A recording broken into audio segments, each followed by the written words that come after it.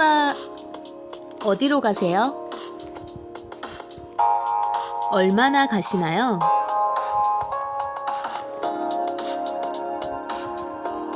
시원한 휴가를 기다리면서 더운 여름을 버티죠? 그러고 보면 인간은 아주 짧은 순간을 위해서 긴 시간을 견디는 것 같아요.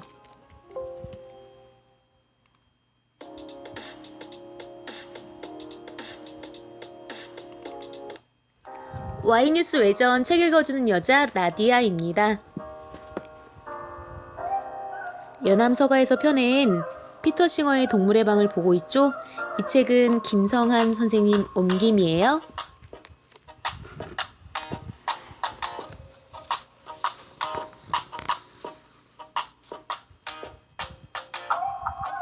오늘은 제6장 오늘날의 종차별주의에서 인간이 우선이라는 가정을 보도록 할게요.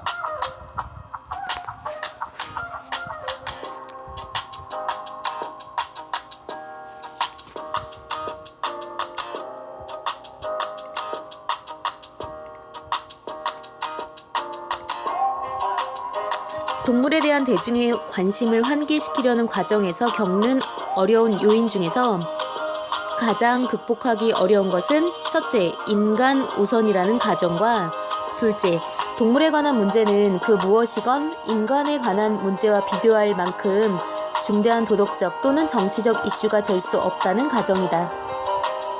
이러한 가정에 대해서는 많은 이야기를 할 수 있다. 첫째, 이는 그 자체로 종차별주의적 특징을 나타내고 있다. 관련 주제에 대해 철저하게 연구를 해보지 않은 사람이 어떻게 인간의 고통 문제에 비해 동물의 문제가 중요하지 않다고 단언할 수 있는가? 그와 같은 주장을 하려면 동물의 문제에 대해서는 진정으로 관심을 가질 필요가 없고 아무리 고통을 받는다고 해도 동물들의 고통은 인간의 고통에 비해 중요하지 않다고 전제해야 가능하다. 하지만 어찌되었건 고통은 고통이다. 그리고 불필요한 고통과 아픔을 방지하는 것의 중요성은 이를 겪는 생물이 우리 종의 성원이 아니라는 이유로 감소되지 않는다. 어떤 사람이 백인이 우선이며 이에 따라 아프리카의 빈곤이 유럽의 빈곤만큼 심각한 문제가 아니라고 말한다면 그를 어떻게 생각할 것인가? 물론 세상의 수많은 문제들은 시간과 노력을 요한다. 기아와 빈곤, 인종차별, 전쟁과 핵으로 인한 파멸의 위협, 성차별, 실업, 취약한 환경 보존. 이 모두는 우리가 해결해야 할 주요한 문제들이다.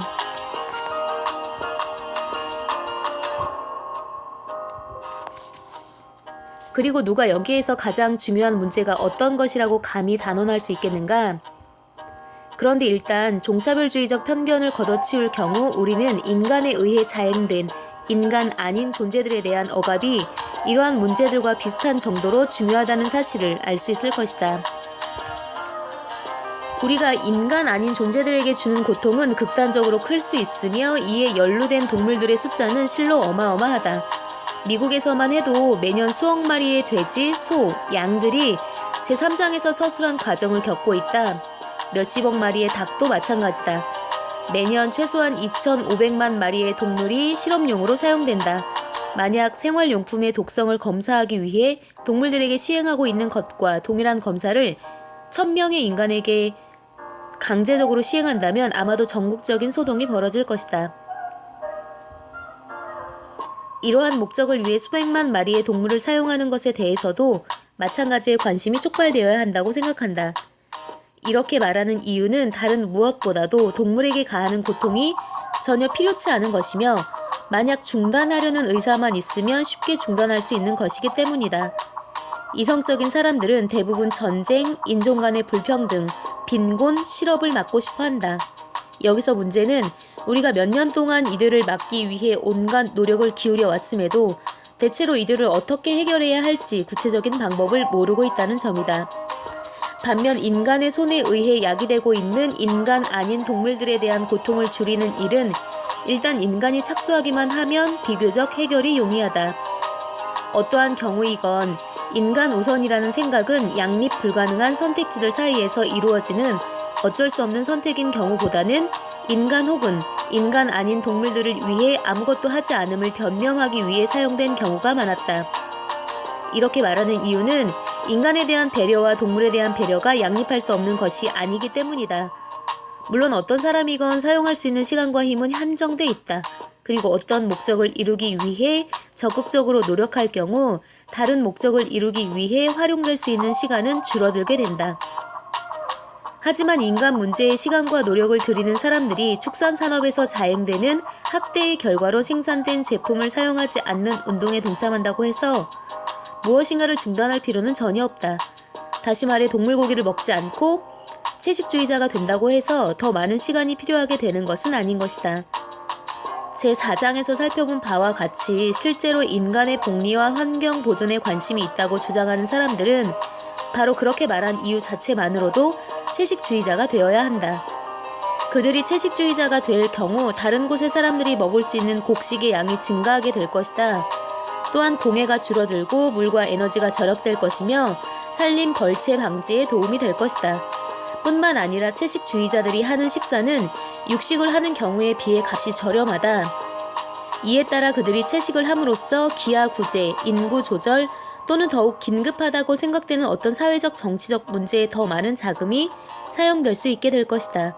나는 다른 목적들을 우선적으로 생각함으로써 동물해방 운동에는 그다지 관심을 갖지 않는 채식주의자들의 진실성에는 의혹을 품지 않는다. 하지만 비채식주의자들이 인간 우선을 말할 경우 나는 그들이 낭비적이면서 무자비한 축산 동물에 대한 착취를 그대로 두면서 인간을 위해 하는 것이 정확히 무엇인가에 대해 의구심을 갖지 않을 수 없다. 이 시점에서 역사적인 여담 한 가지를 들려주는 것도 괜찮을 듯하다. 일부 사람들은 인간 우선이라는 생각의 자연스러운 귀결로 동물복리 운동을 하는 사람들이 인간보다 동물을 더 배려하는 것이 아니냐는 의문을 제기한다. 어떤 사람들이 실제로 그렇게 생각한다는 것은 틀림없는 사실이다. 하지만 역사적으로 볼 때 동물복리 운동의 지도자들은 동물에 전혀 관심이 없는 사람들보다 인간에 대해 훨씬 많은 관심을 가져왔다. 실제로 흑인과 여성 억압에 대항하는 운동의 지도자가 동물학대에 반대하는 운동의 지도자이기도 한 경우는 실로 많다.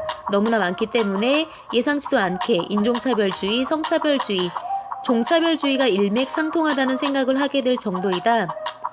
예컨대 RSPCA의 창립자 중에서 윌리엄 윌버포스와 파월 벅스터는 대영 제국에서 흑인 노예제도 반대 투쟁을 벌였던 지도자들이다. 초기의 여성 해방론자인 메리 올스턴 크래프트는 여성의 권리 옹호 외에도 신기한 이야기라는 제목이 붙은 아동 이야기 모음집을 썼는데 여기에서 그녀는 동물들을 좀 더 친절하게 대할 것을 특별히 권고하고 있다. 또한 루시 스톤, 아멜리아 블루머, 수잔 앤서니, 엘리자베스 캐디 스탠턴을 포함한 다수의 초기 미국 여성 해방론자들이 채식주의 운동과 연관되어 있다. 그들은 트리븐, 지의 개혁적 성향의 반노예 운동 편집자인 호레이스 그릴리와 함께 모임을 가지면서 여성의 권리와 채식주의의 경의를 표했다. 아동학대에 반대하는 싸움의 시작 또한 동물복리 운동에 공을 돌려야 한다. 1874년 미국의 동물복리 단체들의 선구자 격인 헨리 베르그는 잔혹하게 얻어맞은 조그마한 동물을 도와달라는 요청을 받았다. 조그마한 동물은 알고 보니 인간의 아이였다. 그럼에도 베르그는 자신이 입안을 하고 의회에 압력을 넣어 통과시킨 뉴욕 동물보호 조례를 적용해 성공적으로 아이의 보호자를 동물 학대 혐의로 기소했다. 그러고 난 후에는 더 많은 사례들에 대한 소송이 제기됐고 그리하여 뉴욕 아동학대 방지협회가 설립됐다. 이러한 소식이 영국에 전해지자 RSPCA는 이와 유사한 기관 아동학대 방지 국민협회를 설립했다. 셰프츠 베리 경은 이 단체 설립자 중에 한 명이다. 셰프츠 베리는 선도적인 사회개혁가인 동시에 아동노동과 하루 14시간 근무를 종식시킨 공장법의 이반자였으며 통제되지 않은 실험과 다른 형태의 동물학대에 반대한 저명한 운동가였다. 그는 다른 많은 인도주의자들과 마찬가지로 인간 아닌 동물들에게 관심을 갖는 사람들이 인간에 관심을 갖지 않는다는 생각, 한 가지 목적을 위해 헌신할 경우 다른 것을 위해 노력할 수 없다는 생각이 잘못되었음을 분명하게 보여주고 있다. 인간 아닌 동물들의 본질에 대한 우리의 생각, 동물들의 본질에 대한 우리의 생각이 시사하는 바에 관한 잘못된 추론 또한 우리가 종차별주의적 태도를 버리지 않는 원인이 되고 있다. 이제껏 우리는 흔히 우리들 자신이 다른 동물들에 비해 야만적이지 않다고 생각했다. 어떤 사람들을 인간적이라고 말하는 것은 그들이 친절하다는 것을 뜻했다. 야수 같은, 짐승 같은이라고 하거나 짐승처럼 행동한다고 하는 것은 그들이 잔인하고 거칠다는 것을 의미했다. 우리는 죽일 때 최소한의 이유라도 갖고서 죽이는 동물은 인간 동물밖에 없다는 생각에서 벗어난 적이 없다. 우리는 사자나 늑대가 다른 동물들을 죽이기 때문에 야만적이라고 생각한다. 하지만 그들은 죽이지 않으면 굶주려야 한다. 반면 인간은 운동 삼아 호기심을 충족시키거나 자신의 몸을 아름답게 치장하기 위해 미각을 만족시키기 위해 다른 동물들을 죽인다. 또한 인간은 탐욕이나 권세를 얻기 위해 자기 종의 구성원을 살해한다. 나아가 인간은 단순히 죽이는 데 만족하지 않는다. 역사를 통틀어 인간은 다른 인간과 동물들을 죽이기 전에 괴롭히고 고문하는 경향이 있음을 보여주기도 했다. 다른 어떤 동물도 이런 만행을 저지르는 데 관심을 보이지 않는다.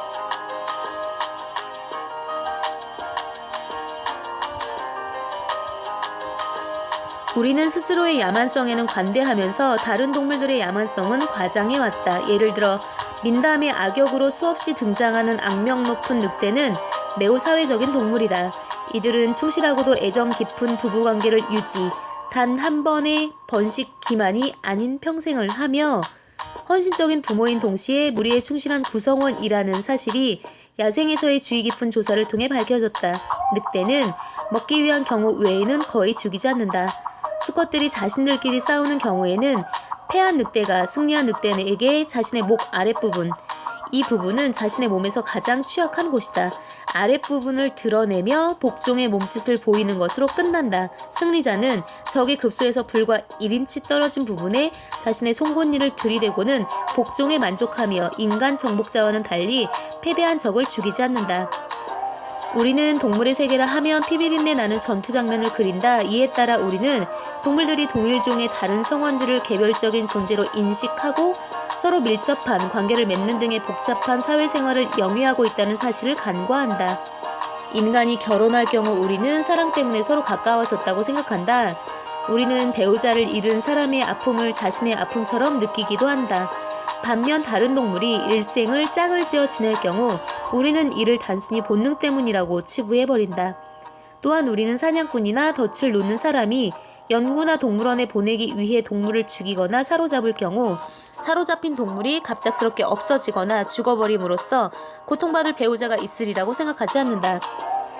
이 밖에 우리는 인간의 경우 아기와 산모를 떼어놓는 것이 양쪽 모두에게 비극임을 안다.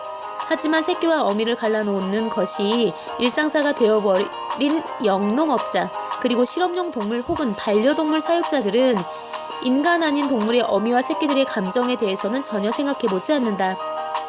흥미롭게도 사람들은 흔히 동물의 복잡한 행동 양태를 단순한 본능으로 치부해버린다. 그리하여 인간 또한 그와 유사한 행동을 뚜렷하게 보여주고 있음에도 양자를 비교할 필요가 없다고 생각한다. 이와 같이 생각하는 사람들은 동물들의 단순한 본능적 행동 패턴의 중요성 또한 편의에 따라 무시하거나 간과하려 할 것이다. 그런데 동일한 방식으로 산란 닭, 식용 송아지, 실험용으로 우리에 수용된 개들이 지금까지 다른 환경을 경험한 적이 없었고 이 때문에 그들이 처한 환경이 그들에게 고통을 야기하지 않을 것이라는 주장이 제기되는 경우가 흔히 있다. 우리는 제3장에서 이것이 오류임을 살펴본 바 있다. 동물들은 운동의 필요성을 느끼고 자신들의 사지나 날개를 펼치거나 몸 손질을 하고자 하며 몸을 돌려보길 원한다. 동물들은 그러한 동작이 허용하는 환경에서 살아본 경험이 있는지와 무관하게 이를 해보고 싶어하는 것이다. 물이나 때를 지어 사는 동물은 설령 이제껏 다른 환경을 경험해 본 적이 없을지라도 자신이 속한 종에 다른 무리들로부터 떨어져 있을 경우 불안을 느낀다. 한편 물이나 때에 속한 개체의 수가 너무 많아도 개별 동물이 다른 개체를 알아볼 수 없기 때문에 동일한 결과가 초래된다. 이로 인한 스트레스로 동물들은 동족을 잡아먹는 경우와 악습을 갖게 된다. 대부분의 사람들은 인간 아닌 동물들의 본성에 무지하다. 동물들을 함부로 대하는 사람들은 이에 편승하여 요컨대 동물들은 인간이 아니야 라고 말하면서 비판을 비껴가려 한다. 분명 동물들은 인간이 아니다. 하지만 그들은 사료를 고기로 전환시키는 기계도 아니며 연구를 위한 도구도 아니다. 일반 대중들의 지식은 노트와 카메라를 가지고 수개월, 심지어 어떤 경우에는 몇 년 동안을 동물들과 함께 보낸 동물학자들과 생태학자들의 최근의 발견에 크게 뒤처져 있다. 이를 고려한다면 감상적인 의인화가 갖는 위험은 그 반대의 위험, 즉 동물을 우리가 원하는 대로 주조할 수 있는 점토덩어리라는 식의 편의적이고 이기적인 생각이 갖는 위험보다 덜 심각하다. 인간 아닌 동물들의 본성을 거론하면서 우리의 동물들에 대한 처우 방식을 정당화하고자 하는 경우도 있다. 예를 들어 다른 동물들이 먹기 위해 죽이는 것을 감안한다면 우리도 죽일 수 있다라는 주장이 채식주의를 반대하는 논거로 사용되는 경우가 종종 있다. 이러한 유추는 오래전인 1785년 윌리엄 페일리가 다음과 같이 반박하였을 때 이미 사용된 바 있다. 즉 인간은 죽이지 않아도 살아갈 수 있는 반면 다른 동물들은 살아남으려면 죽이는 것 외에 다른 선택의 여지가 없다는 것이다. 이는 대체로 옳다고 말할 수 있는 반박이다. 물론 약간의 예외도 있긴 하다. 예를 들어 침팬지와 같은 동물은 고기를 먹지 않고 살아갈 수 있음에도 고기를 먹는 경우가 있다. 하지만 이들은 일상적으로 식탁에서 볼 수 있는 동물이 아니다. 어찌되었건 설령 채식으로 살아갈 수 있는 동물들이 간혹 먹기 위해 죽인다고 하더라도 이를 우리 인간이 그들과 똑같이 행동하는 것을 도덕적으로 정당화하는 근거로 삼을 수는 없다. 이제껏 자신들을 다른 동물 이상이라고 생각했던 인간들이 막상 자신들의 식생활 기호를 정당화하는 것처럼 보이니까 다른 동물들의 모습을 참고로 하여 도덕적 감화와 지침을 얻으려 한다는 논거를 활용하려는 것은 뭔가 앞뒤가 맞지 않는다. 여기에서 핵심은 인간 아닌 동물들은 다른 대안을 생각해 볼 수 없다는 것. 다시 말해 그들이 먹기 위해 살생하는 것의 옳고 그름을 도덕적으로 고찰할 능력이 없다는 것이다. 그들은 그저 그렇게 하는 것이다. 물론 우리가 세상이 그렇게 돌아간다는 사실을 유감으로 생각할 수도 있다. 하지만 인간 아닌 동물들이 자신들이 행하는 바에 대해 도덕적인 책임이 있다거나 죄가 있다고 생각하는 것은 어불성설이다. 반면 이 책을 읽는 모든 독자들은 먹기 위해 살생하는 문제에 대해 도덕적인 선택을 할 수 있는 능력이 있다. 우리가 도덕적인 선택을 할 능력이 없는 존재들의 행동을 모방함으로써 선택에 대한 책임을 회피할 수는 없다. 이 시점에서 어떤 사람들은 내가 인간과 다른 동물들 간에 중요한 차이가 있다는 사실을 인정하고 있으며 그리하여 모든 동물들의 평등을 옹호하는 나의 입장에 결함이 드러났다고 말할 것이다. 이러한 비판을 하는 사람들은 제1장을 더욱 주의 깊게 읽어보아야 할 것이다. 이때 그 사람은 내가 여기서 말하는 평등 옹호의 본질을 오해하고 있음을 발견할 것이다. 나는 정상적인 성인과 다른 동물들 간의 의미 있는 차이가 없다는 터무니없는 주장을 내세운 적이 없다. 내 주장의 핵심은 동물들에게 도덕적으로 행동할 능력이 있다는 것이 아니라 단지 이익 동등 고려라는 도덕 원리가 인간에게 적용되듯이 동물에게도 적용되어야 한다는 것일 따름이다. 스스로 도덕적 선택을 할 능력이 없는 존재들을 동등한 고려의 범위 내에 포함시키는 것이 옳은 경우는 흔하다. 이러한 사실은 우리가 유아들을 어떻게 생각하고 있으며 이런저런 이유로 도덕적 선택의 본질을 이해할 지적인 능력을 갖추지 못한 인간들을 어떻게 처우하고 있는가를 생각해보면 간접적으로 이해할 수 있을 것이다. 벤담의 말처럼 중요한 것은 그들이 선택을 할 수 있는 능력이 있는가가 아니고 그들이 고통을 느낄 수 있는가이다. 어쩌면 동물들끼리 서로 잡아먹는다는 주장의 핵심은 다른 데에 있는지도 모른다. 앞의 장에서 살펴보았듯이 체스터필드 경은 동물들이 다른 동물을 잡아먹는다는 사실을 자연의 보편적인 질서의 일부임을 보여주기 위해 사용했다.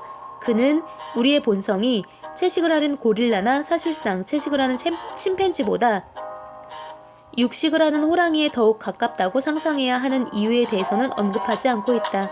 하지만 이러한 반론과는 상관없이 윤리적 고의에서는 자연에 대한 호소를 경계해야 한다. 물론 자연이 가장 잘 알고 있는 경우도 흔히 있다. 하지만 우리가 언제 자연을 따를지를 결정할 때에는 자신의 판단력을 이용해야 한다. 내가 아는 한 인간에게 전쟁은 자연스러운 것이다. 유구한 세월을 거치면서 매우 다른 환경 속의 수많은 사회는 전쟁을 치렀음이 분명하다. 하지만 나는 내가 자연에 따라 행동하고 있음을 확인하기 위해 전쟁에 나갈 의향은 없다. 우리에게는 최선의 선택이 무엇인가를 사고할 수 있는 능력이 있으며 우리는 그러한 능력을 사용해야 한다. 그리고 진심으로 자연에 호소하고 싶다면 사고 능력을 사용하는 것이야말로 우리에게 자연스러운 것이라고 말할 수 있을 것이다.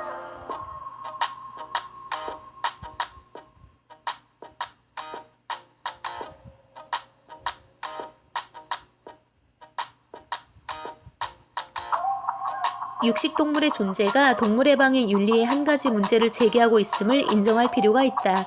여기서 문제란 우리가 육식동물에 대하여 조치를 취해야 할지의 여부이다. 인간이 이 세상에서 육식종을 제거할 수 있다고 가정해보자.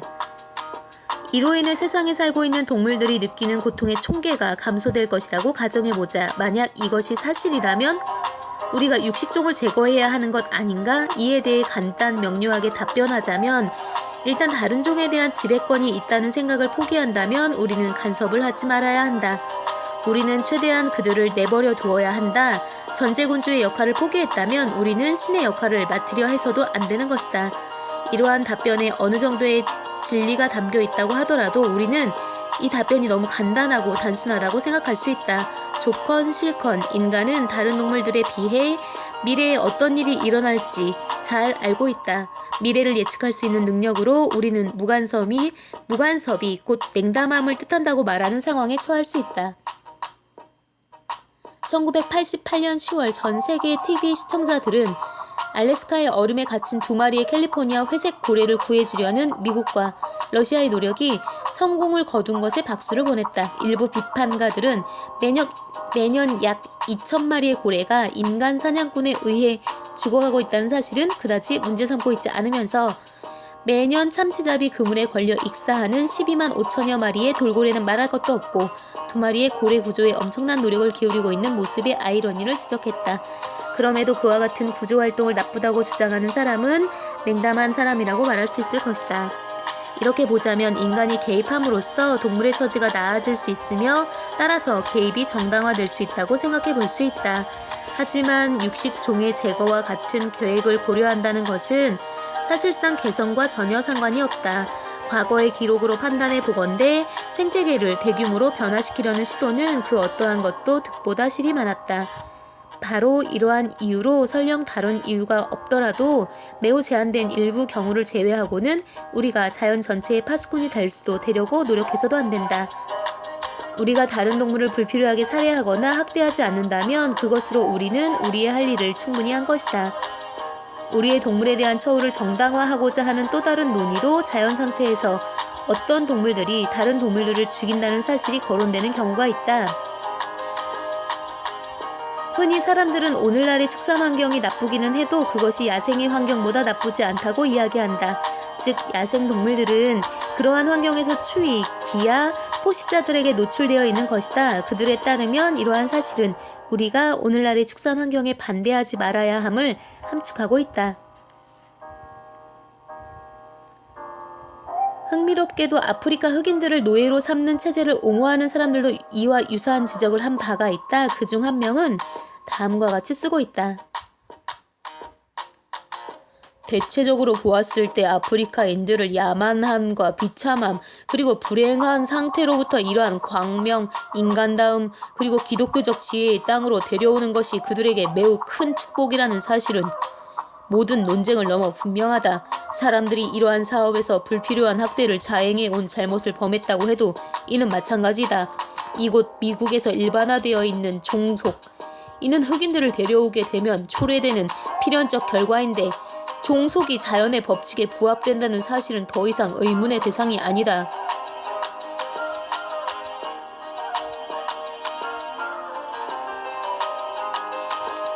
오늘날 자연 상태에서의 동물의 조건과 공장식 농장에서의 가축의 조건 또는 자유로운 아프리카인과 공장에서 일하는 노예의 조건처럼 두드러지게 차이가 나는 서로 다른 종류의 두 가지 환경을 비교하기란 어렵다. 하지만 굳이 비교한다면 분명 자유로운 삶이 더 낫다고 할 것이다. 공장의 축사는 가축들을 걷거나 뛰어다니거나 자유롭게 몸을 펼치지 못하며 가족이나 무리의 일부가 될 수도 없다. 물론 수많은 야생동물들이 좋지 않은 환경이나 포식자에 의해 목숨을 잃는다. 하지만 가축들 또한 천수를 누리지 못하고 짧은 시간 안에 생을 마감한다. 가축들은 농장에서 지속적으로 사료를 공급받는다. 하지만 이는 완전한 축복이 아니다. 왜냐하면 사료를 수동적으로 공급받을 경우 동물들의 가장 기본적이면서도 자연스러운 활동인 먹을거리를 찾는 습관을 박탈당하게 될 것이기 때문이다. 결과적으로 가축들은 아무것도 할 일 없이 마구간에 누워서 먹기만 하는 철저하게 지루한 삶을 영위하게 된다. 어떤 경우이건 공장식 농장의 조건과 자연 상태의 조건을 비교하는 것은 공장식 농장을 정당화하는 데 부적절하다고 하지 않을 수 없다. 왜냐하면 우리가 양자 중에서 하나를 선택해야 하는 것은 아니기 때문이다. 공장식 농장을 폐지한다는 것이 곧 동물들을 야생으로 돌려보낸다는 것을 의미하는 것은 아니다. 오늘날의 공장식 농장의 가축들은 인간에 의해 농장에서 번식이 이루어지며 사육되어 식용으로 팔린다. 만약 이 책에서 옹호하고 있는 공장식 농장 제품 거부 운동이 효과적으로 이루어진다면 이로 인해 공장식 농장 제품의 판매량이 감소될 것이다. 물론 이러한 주장이 하루아침에 현재의 상황으로부터 육류 제품을 아무도 사지 않는 상황으로 옮겨가게 된다는 의미는 아니다. 나는 동물해방에 대해 낙관적인 입장을 가지고 있다. 하지만 거기에 전적으로 현혹되어 있는 것은 아니다. 이러한 제품 구입은 점차 감소할 것이다. 이는 가축을 사용함으로써 얻게 되는 이익을 감소시킬 것이다. 영농인들은 다른 유형의 영농인으로 전환할 것이며 거대 기업은 다른 곳에 자본을 투자하게 될 것이다. 그 결과 사육되는 가축들의 수도 적어질 것이다. 그리하여 공장식 농장에 있는 가축의 수가 감소할 것이다. 이러한 현상이 나타나는 이유는 도축된 가축들이 보충되지 않기 때문이지 가축들을 야생으로 돌려보내기 때문은 아니다. 어쩌면 나는 지금 낙관적인 상상의 나래를 펴고 있다. 종국에는 우리가 야생동물 보호구역과 유사한 광대한 보호구역에서 소수의 소와 돼지의 무리를 볼 수 있게 될지도 모른다. 이렇게 보자면 선택은 공장식 농장에서의 삶과 야생에서의 삶 사이에서 이루어져야 하는 것이 아니다. 우리가 선택해야 하는 것은 공장식 농장에서 살도록 운명지어졌으며 그리하여 식용으로 도축되는 동물들을 과연 태어나도록 해야 하는지의 여부다. 이 점에 대해서는 더욱 심층적인 의문이 제기될 수 있다. 일부 고기를 먹는 사람들은 만약 우리 모두가 채식주의자라면 훨씬 적은 수의 돼지, 소, 닭, 양이 존재했을 것이라는 점에 주목한다. 그러면서 그들은 사실상 자신들이 가축들에게 은혜를 베푸는 것이라고 주장한다. 왜냐하면 고기를 먹고자 하는 욕구가 아니었다면 그러한 가축들은 아예 이 세상에 태어나 보지도 못했을 것이기 때문이다.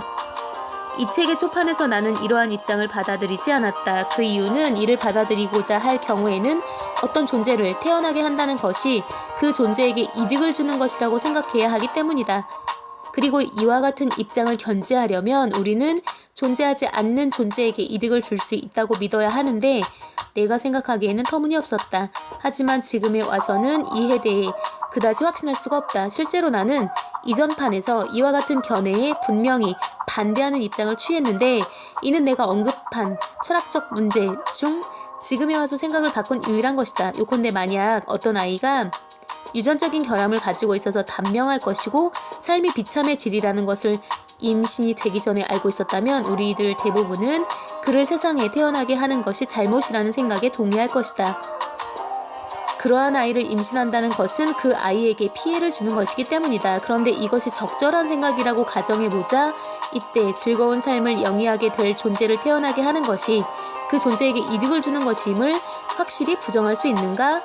이를 부정하기 위해서는 두 경우가 다른 이유가 무엇인가를 설명할 필요가 있었으며 나는 이에 대하여 만족할 만한 답변을 얻지 못했다.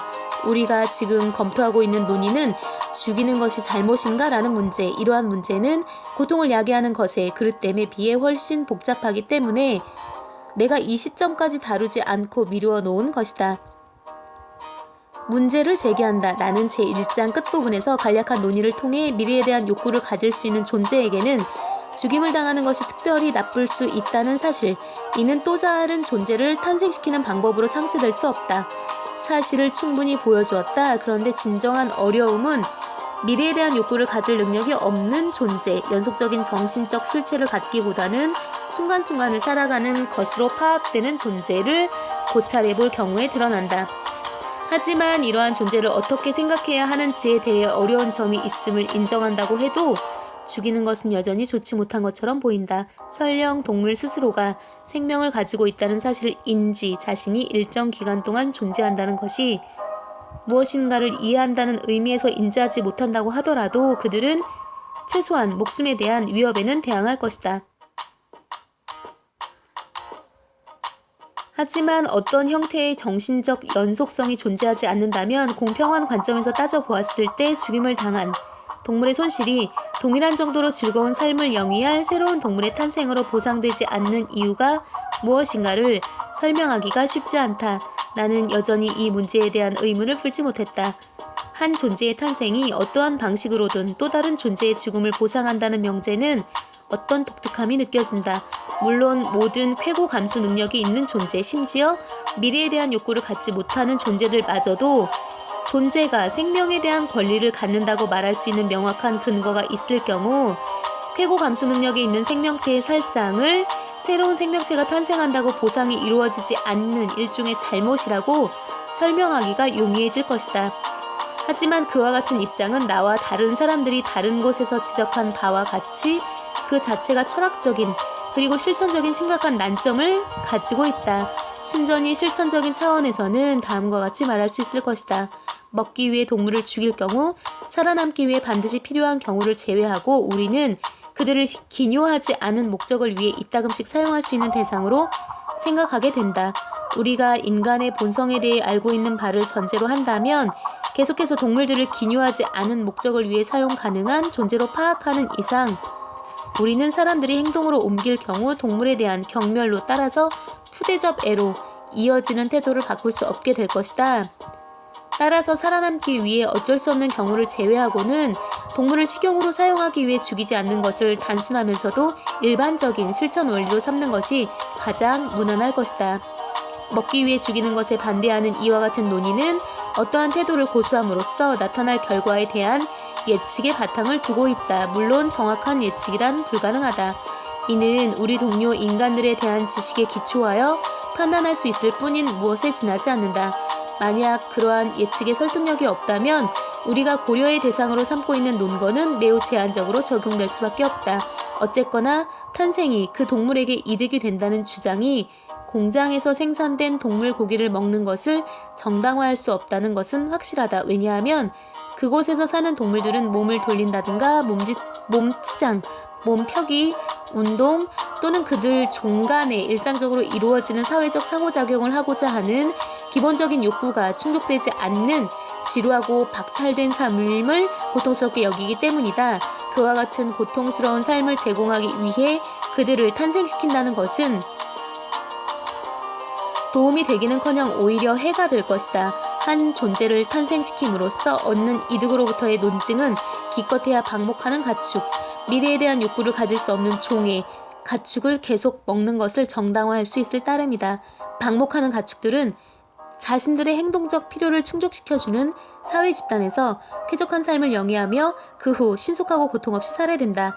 나는 오직 그와 같은 가축의 고기만을 먹으려 하는 양심적인 사람을 존경할 수 있다. 하지만 자신이 키우는 가축을 돌볼 수 있는 농장에 살지 않는 이상 막상 현실에서는 그러한 사람들은 거의 채식주의자에 가까우리라고 생각한다. 한 마리의 동물의 상실이 새로운 동물의 탄생으로 보상된다는 주장에 대한 마지막 지적은 다음과 같다. 돼지고기나 쇠고기를 먹고자 하는 욕구를 변호하기 위해 그와 같은 기발한 방어책을 활용하는 사람들은 자신의 논거가 함축하는 바를 끝까지 추구하는 경우가 별로 없다. 만약 생물의 탄생이 좋은 것이라면 아마도 다른 모든 조건이 동등하다면 가급적 많은 사람들도 탄생시켜야 할 것이다. 그리고 만약 여기에 인간의 목숨이 동물의 목숨에 비해 더욱 중요하다는 견해, 고기를 먹는 사람들은 이러한 견해를 틀림없이 수용할 것인데 견해를 추가한다면 논의는 애초에 문제를 제기한 자에게는 불편하겠지만 전혀 뜻하지 않은 방향으로 나아가 버릴 것이다.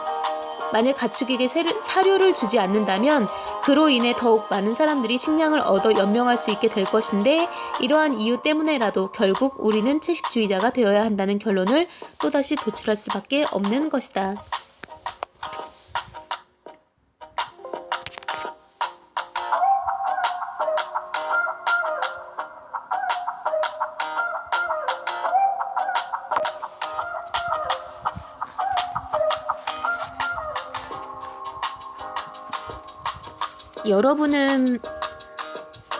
여러분의 탄생은 선택이었나요? 피선택이었나요? 동물들은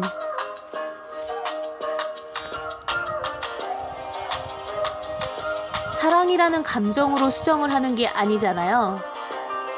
사람으로 치면 강간에 의해서 태어나는 거죠.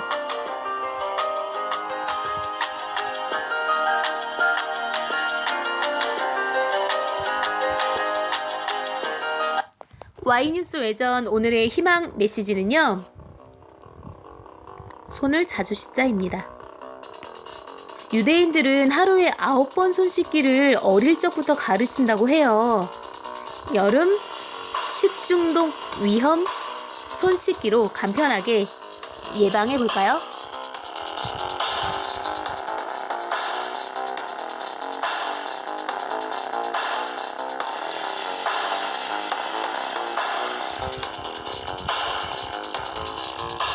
Y뉴스 외전 책 읽어주는 여자 102번째 시간은 여기까지입니다. 103번째 시간에 먼저 가서 기다리고 있을게요.